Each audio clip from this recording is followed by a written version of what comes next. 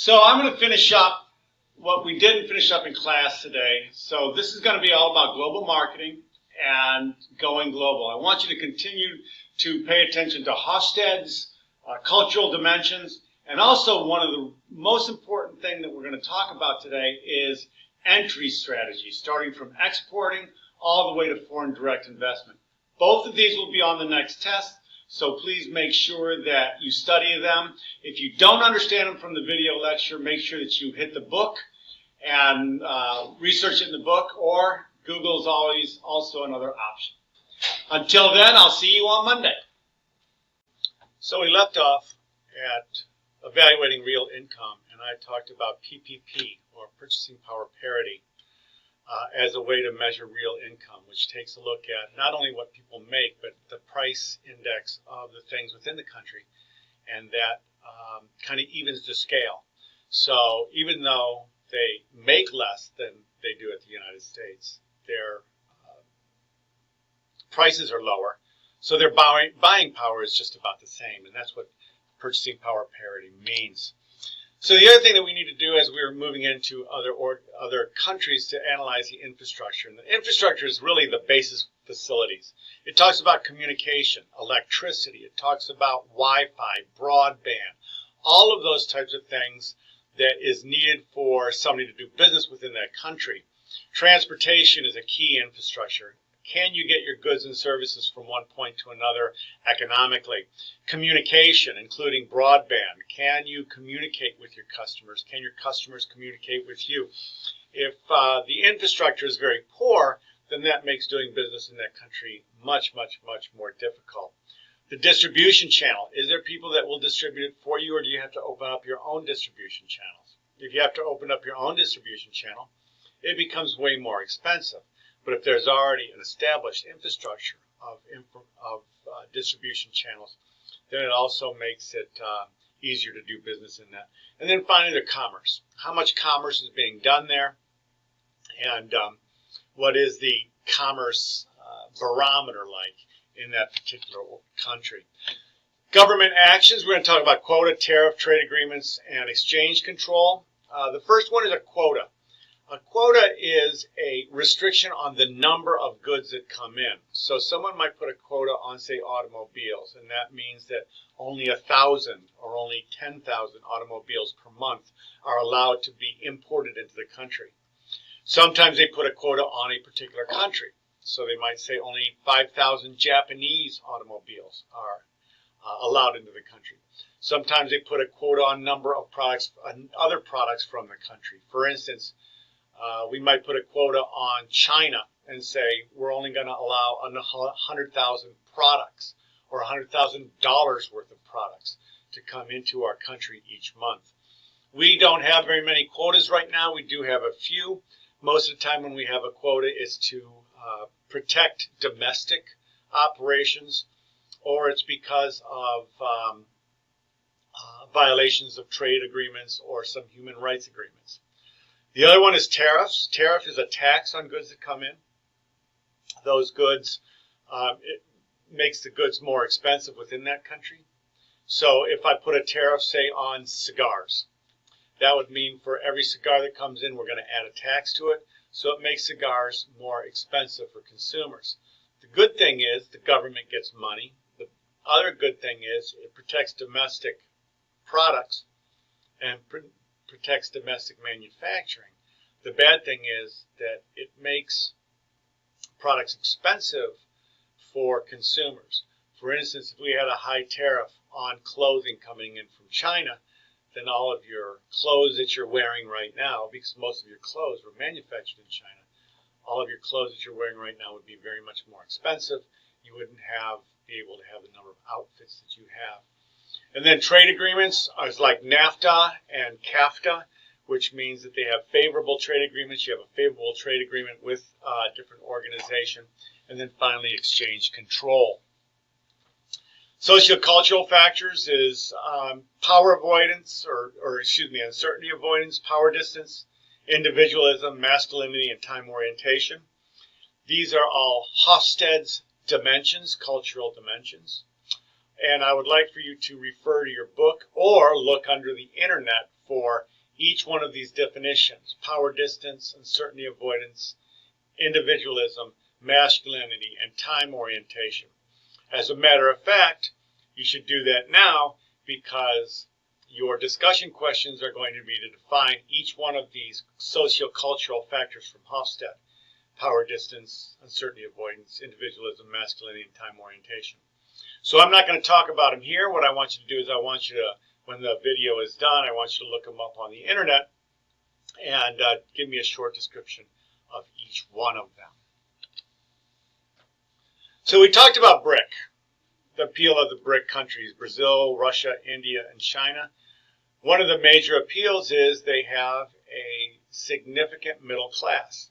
Now, even though their middle class is only making about $15,000 to $20,000 a year, because of PPP, that middle class has a lot of money to spend and has some what we call discretionary income. So Brazil, Russia, India, and China have a lot of people. They are emerging. Their infrastructures are good. Their transportation facilities are good. Their governments are getting better to do business with.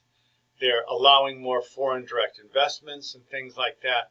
So really, the BRIC countries, Brazil, Russia, India, and China, are really, as I said today in class, the pot of gold at the end of the rainbow.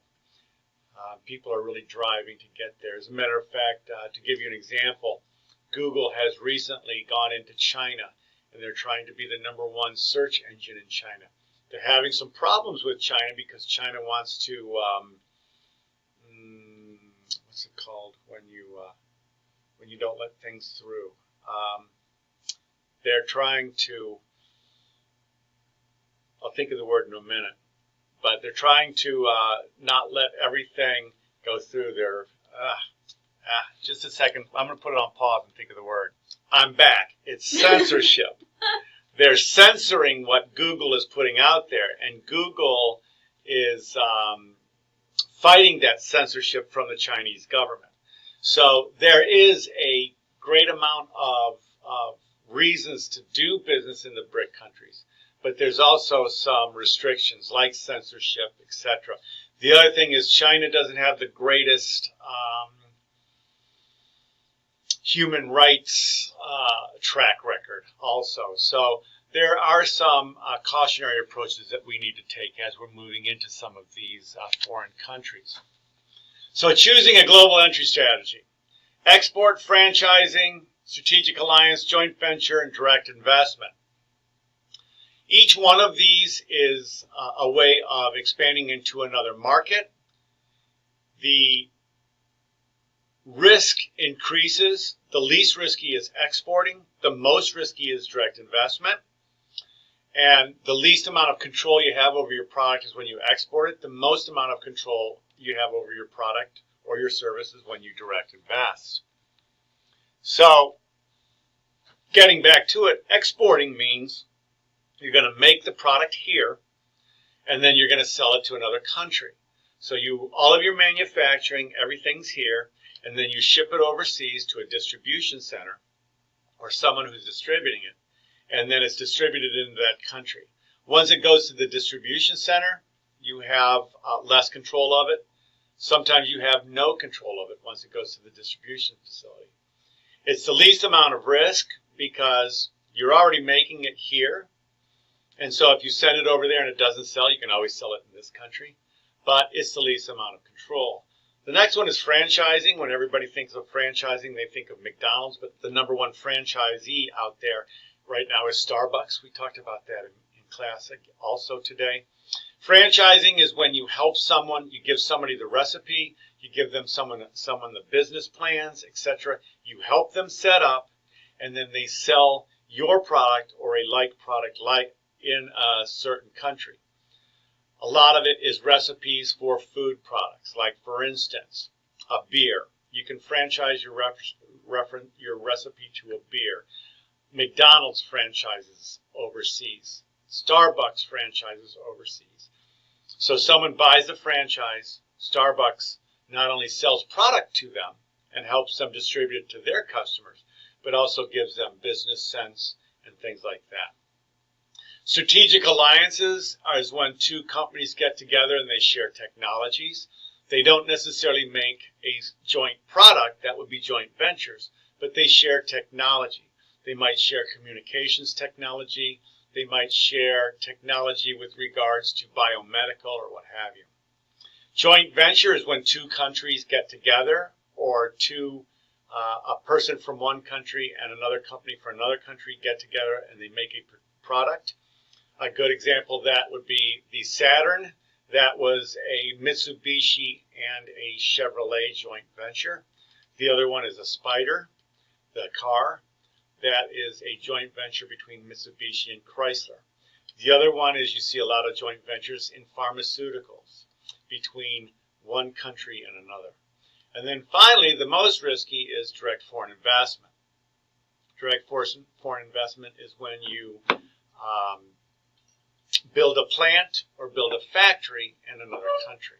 So that is the most risky, but because you have a lot of expenses, but then you control everything in that country with regards to your product. Please, please, please, please pay attention to this particular slide.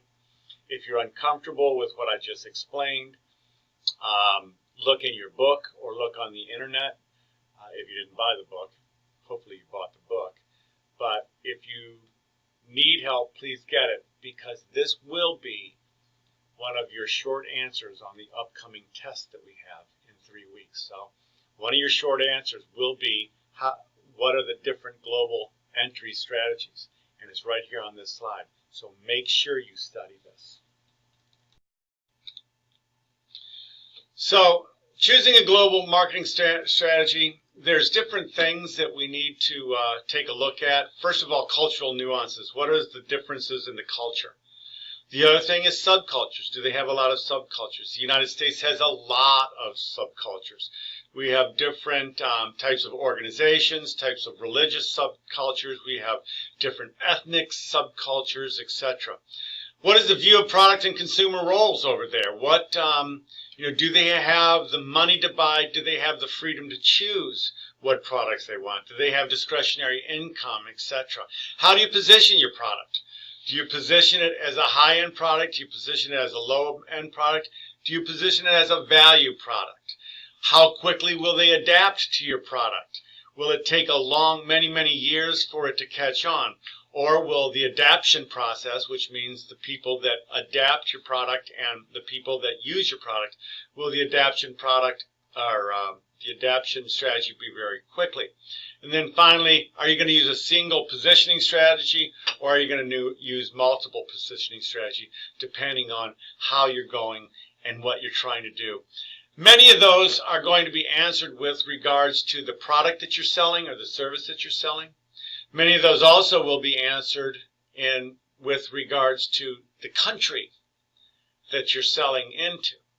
So the best way I can describe it is, with all of these things, it depends. It depends on whether the culture is similar to the United States or similar to the country in which you're selling, or whether it's very different, and how much research you do. One of the key things is you've got to make sure that you're researching the culture. So again, we talked about the global marketing mix, product and service strategies. One is global standardization, which is selling the same product. The other one is multinational, which is sell a product similar to what you have with a different marketing strategy or maybe a slightly different formula.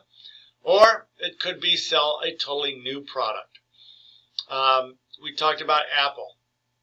Apple has used the globalization, selling the same product or service. The other one we talked about was Coke and McDonald's. They sell a similar product, but it's slightly different. McDonald's has, instead of ketchup, they use a mayonnaise-based, and they don't call it a quarter pounder, obviously, in the European Union, because they're on the metric system. They don't know what a pound is.